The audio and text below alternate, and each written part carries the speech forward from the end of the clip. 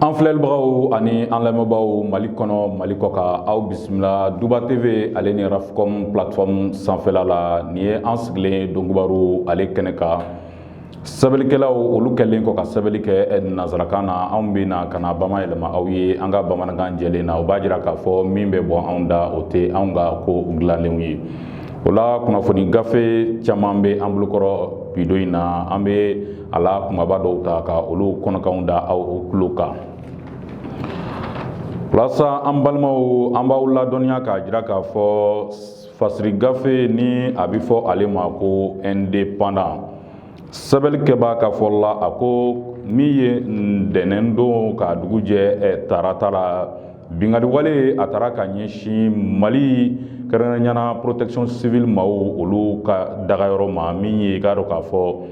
kɛrɛnkɛrɛnnenya marakakungokaw olu fɛ ye.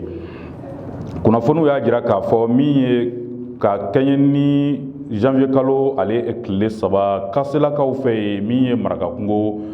n'i y'a lajɛ min ye binganni wale kɛbaaw ye u ye wulikajɔ boloda ka taa bin nin yɔrɔ kofɔlen a kan. Binganni a kɛra sababu ye min ye maa 5 olu bɔnɛna o nin na. Maa mun bɔnɛna o nin na min ye protection civile ale cakɛla maa 2 o bɛ a la fo ka taa se civile maa 3 ma. Civile maa 3 in na école karamɔgɔ kelen o bɛ maa kofɔlen ninnu cɛ la. An b'aw ladɔnniya k'a fɔ min ye nin binganni wale a kɛra sababu ye protection civile maaw u ka baarakɛ mobili dɔ bɛ ni o ye véhicule d'intervention ye ale fɛnɛ tiɲɛna ka tila ka goni don mobili caman na.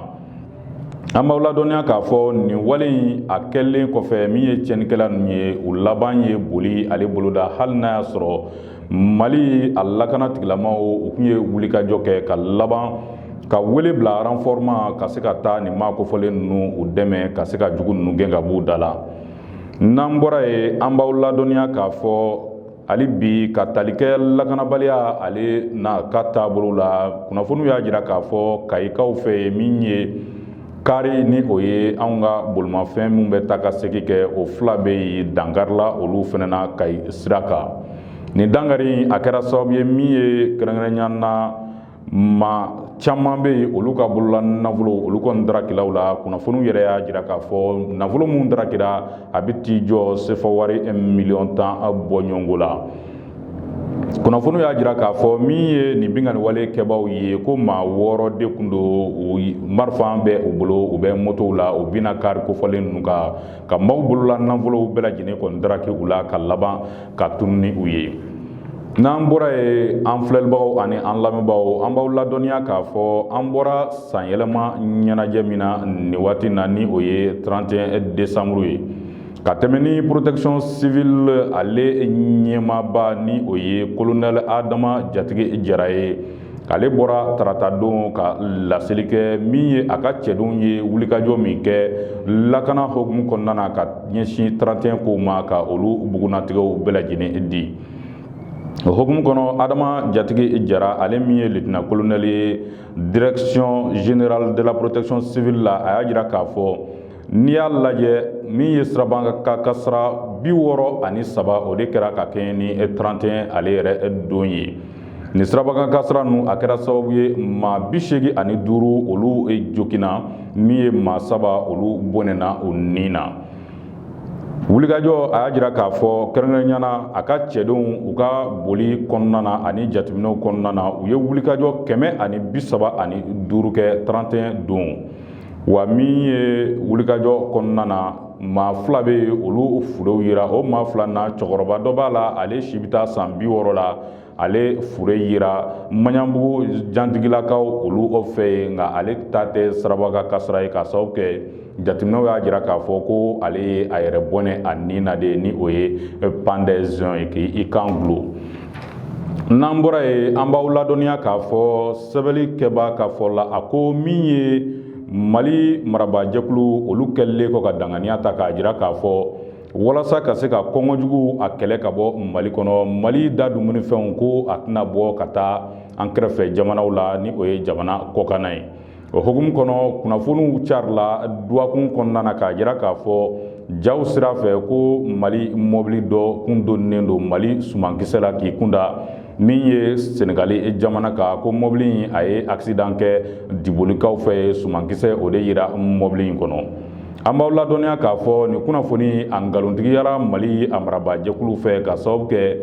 nin bolimafɛn in sɛgɛsɛgɛliw kɛlen kɔfɛ a jirala k'a fɔ bolimafɛn in bɔra Burkina Faso kaw de fɛ yen a kun kɛn bɛ k'i kunda Senegali jamana de kan. An ka bureau de douane min bɛ Hɛrɛmakɔnɔkaw fɛ yen olu y'a sɛmɛntiya k'a fɔ mobili in a tɛmɛna olu fɛ yen wa mobili in kɔnɔ sumankisɛ tɔni 50 o de tun b'a kɔnɔ wa a kun dalen don i k'a dɔn k'a fɔ Senegali jamana kan. O b'a jira k'a fɔ nin sumankisɛ in a bɔra Burkina Faso de ye ka tɛmɛ Mali fɛ k'i kunda i k'a dɔn k'a fɔ Senegali jamana kan. Nin b'a jira k'a fɔ kunnafoni min carilen don k'a jira k'a fɔ ko sumankisɛ a bɛ ka bɔ Mali la ka taa jamana kɔ kan ko o kuma o tɛ tiɲɛ ye. N'an bɔra ye an lamɛnbagaw an bɛ aw ladɔnniya k'a fɔ anw ka faga ɲɛma ni o ye Dr Choguel Kokala Mayiga ye ka kɛɲɛ ni dimanche tɛmɛlen dankɔrɔba in a ye wulikajɔ kɛ ka taa Brésil jamana kan. Wulikajɔ kun tɛ dɔwɛrɛ Brésil ale masakɛ kura ka sigili a ka waganɛ kɔnɔ ni o ye Lula da Silva ye. Choguel Kokala Mayiga ani délégation taara Mali tɔgɔla ka taa kɛ nin baaraba in a seere ye. An b'aw ladɔnniya k'a fɔ nin wulikajɔ in a kɔnɔna na Dr Choguel Kokala Mayiga a ma dan taama ka taa bɔ i k'a dɔn k'a fɔ Lula da Silva ye. A ye kumaɲɔgɔnya ɲini Brésil masakɛ in fɛ ka laban Mali ale ni Brésil jamana u ka tigɛ di ɲɔgɔnmaw ani ɲɛtaga kow bɛ se ka sigi sen kan cogo min na waati nataw la. An lamɛnbaaw ni an bɔra ye an b'aw ladɔnniya k'a fɔ min ye cadre d'échange pour un retour à l'ordre constitutionnel o ye jɛkulu ye mun ka laɲini ye cogo bɛɛ lajɛlen na Mali ka segin ka na sariya ale hukumu kɔnɔ. U ye laseli kɛ laseli min ye tali kɛ Mali président de la transition ni o ye colonel Assimi Goïta ye. Ale ye danganiya min ta sariya bunakun kan n'a bɛ fɔ ma ko ordonnance k'a jira k'a fɔ maa fila bɛ cour suprême na ka se ka san 3 fara olu ka baara waati kan hali n'a sɔrɔ u ka retraite ni o ye sɛgɛlafiɲɛbɔ ye o waati sera. Nin wale min kɛra cadre d'échange maaw olu y'a jira k'a fɔ nin ye dansago wale de ye nin ye wajibi baara de ye baara min ni sariya a tɛ taa wa ko u kɛn bɛ k'a ko a danada bi kosɛbɛ k'a ɲini jamana marabaaw fɛ hali bi u ka taabolo olu jate minɛ kow kɔnɔna na. An lamɛnbaaw ni an bɔra yen sa an bɛ aw ladɔnniya k'a fɔ nin waati laban na kunnafoniw y'a jira k'a fɔ Kati ale ni Kolokani o wolowala na min ye jatigɛwale ale kɛbaaw ye ko u ka wulikajɔ a cayan bɛ nin yɔrɔ kofɔlen nin na. Kunnafoniw y'a jira k'a fɔ tufin min bɛ yen n'a bɛ fɔ ko forêt du Baoulé Kati ale ni Kolokani lamini na saga n'a waati bɛɛ lajɛlen sigida maaw u kɔni ɲɛ tɛ fɔ kuma si kulu maramafɛntigiw u ka taa ka segin kɔ nin yɔrɔ kofɔlen kɔnɔna na. O kama a ɲininen don jamana ale marabaaw fɛ u ka ko bɛɛ lajɛlen kɛ ka J3 a ta a gere ma ka sababu kɛ ni wulikajɔ ma boloda joona nin taa ka segin caman in a laban ko don dɔ an bɛna wuli k'a sɔrɔ u bɛna yɔrɔ dɔ ka tuguni ka laban ka dankari maaw ka bunadamadenya na. An lamɛnbaaw ni an bɔra ye an bɛ aw ladɔnniya k'a fɔ ka tali kɛ sankuncɛ ni o ye san 2022 ye. Kɛrɛnkɛrɛnnenya min ye politiki jɛkulu min bɛ yen n'a bɛ fɔ ma ko carte d'échange maaw ka tɛmɛ ni Adama PAG ale ɲɛmaaba Marimata Jara fo ka taa se Kodɛmu Useni Amion Gindo ka taa se Modaki ɲɛmaa ma Koniba Sidibe ninnu y'u ka hakilinata fɔ ka laban u yɛrɛ ka miirina ye min ye waati nataw la Mali ka dabolow la u ye o laseliw kɛ. O hukumu kɔnɔ min ye Kodɛmu ale ɲɛmaa ye Useni Amion Gindo ale y'a jira k'a fɔ nin waati na ale b'a ɲini jamana den kelen kelen bɛɛ lajɛlen fɛ u ka ko bɛɛ lajɛlen kɛ ka se ka ɲɔgɔn dɛmɛ ani ɲɔgɔn tɔbɔtɔ k'o kɛ an ka taabolo ye min ye Koniba Sidibe ale y'a jira k'a fɔ n'i ye jamana lajɛ a sɛbɛkɔrɔ gɛlɛya bɛɛ o kama Mali marabaaw u kan ka ko bɛɛ lajɛlen kɛ ka taabolo olu kɔni falen walasa jamanaden bɛ se ka lafiya sɔrɔ cogo min na a ye waati nataw la. n'an bɔra min ye Marimaca Jara ye Adama PAJ ni o ye didenba ale tɔn ɲɛmaaba ye ale y'a yira k'a fɔ san 2022 a kɛra san ye min kɔni sɛbɛkɔrɔ dayira o kama ale kɔni ka laɲini san 2023 in min ye marabaa jɛkulu ye u ka ko bɛɛ lajɛlen kɛ ka se ka kow kɔni falen walasa jamana bɛ se ka lafiya da sɔrɔ cogo min na. An balimaw n'an bɔra ye an b'aw ladɔnniya k'a fɔ min ye janvier kalo tile 12 nata Mali bɛrɛbɛrɛtɔnw u ni anw ka mara cɛbɔli minisiri u kan ka ɲɔgɔn bɛn dɔ kɛ. Ɲɔgɔn bɛn in a kun tɛ dɔwɛrɛ ye min ye ka se ka kumaɲɔgɔnyaw olu sigi sen kan cogo min na anw ka sariyasun ale vote ni o ye référendum ye o ko bɛ se ka latɛmɛ cogo min na Mali kɔnɔ basigi kɔnɔna na o ɲɔgɔn bɛn bolodan bɛ Mali politique tɔnw ani ministère de l'administration territoriale ni ɲɔgɔn cɛ ka kɛ ni janvier kalo ale tile 12 ye. O hukumu kɔnɔ an b'aw ladɔnniya k'a fɔ min ye anw ka ministre de l'administration territoriale ye le colonel Abdoulaye Mayiga a y'a ɲini bɛrɛbɛrɛtɔnw fɛ u ka hakilinaw ye minnu ye sani janvier kalo tile 5 cɛ bɛɛ lajɛlen ka o kɛ sɛbɛn k'o lase ale ka département na sani ɲɔgɔn ye ale don cɛ.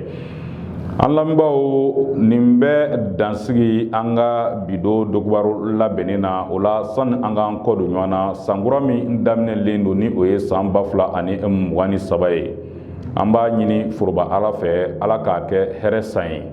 Ala k'a kɛ basigi san ye Ala k'a kɛ bɛn ani kelenya o san ye Mali kɔnɔ. An bɔra san min na n'o ye san 2022 ye a sɛbɛkɔrɔ gɛlɛyara Mali a n'a kɛrɛfɛ jamanaw ni ɲɔgɔn cɛ a gɛlɛyara Mali ani a baarakɛɲɔgɔn jamanaw ni ɲɔgɔn cɛ o kama an bɛ dugawu kɛ minnu ma ɲa san 2022 la Ala ka a ɲɛ an bolo san 2023 la.